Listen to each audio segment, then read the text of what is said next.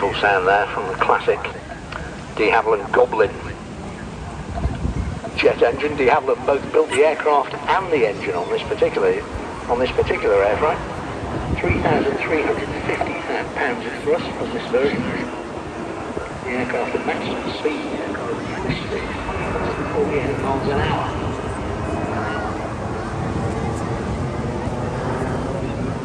The very first backpack flew for the first time on the 20th of September 1943.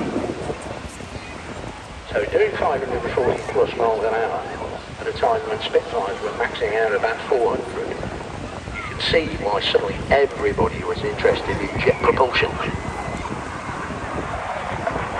And this one really is a beauty. As I said, I marked it up especially in the marking of the 502 because they were not only the first Royal Auxiliary Air Force squadron to be formed back in 1935, they were also the first to be operational on jet fighters.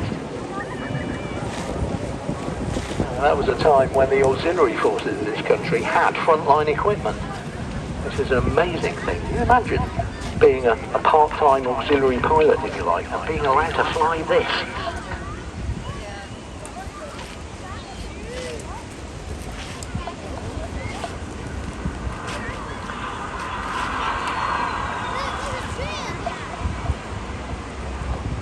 Now you'd imagine a modern jet fighter would be all metal construction, metal skids, metal frames.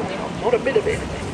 Because de Havilland had learned so much about moulded plywood structures from building the Mosquito during the Second World War, the entire fuselage, that's from the cockpit, from the nose right the way through to the jet exhaust, because the jet is mounted in the middle of the wing, in the middle of the fuselage, is made of moulded plywood. Makes it very, very light, but also produces a beautifully streamlined shape.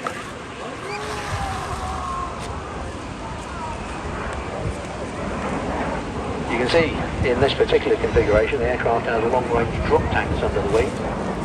Those could also carry anything up to 1,000 pounds of bombs for ground attack duty, or indeed rocket projectiles, air-to-ground rockets, depending on what sort of target you're after, but mounted under the fuselage, literally under your feet. The muzzles stick out underneath the rudder pedals, would you believe, when you sit in the cockpit, which makes it quite interesting when you fire them. Is what became the standard armament for our airfighters, 4 20mm cannons.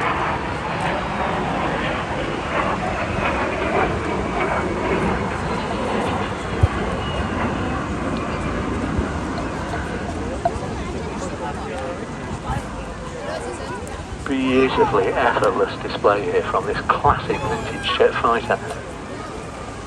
Martin really is bringing every ounce of performance. And that little de Havilland Goblin. Disappointed when you pointed here.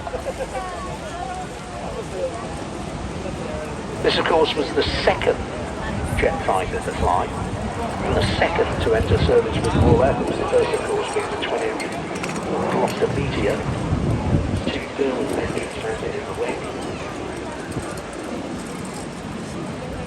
But this aircraft is incredibly popular with fighter pilots because it really is a fighter pilot's aircraft. Really chucking it out. And also, as you can see, as it falls over the top of that loop, its small stature makes it very difficult to see, which is a huge advantage in both air-to-air and air-to-ground fighting.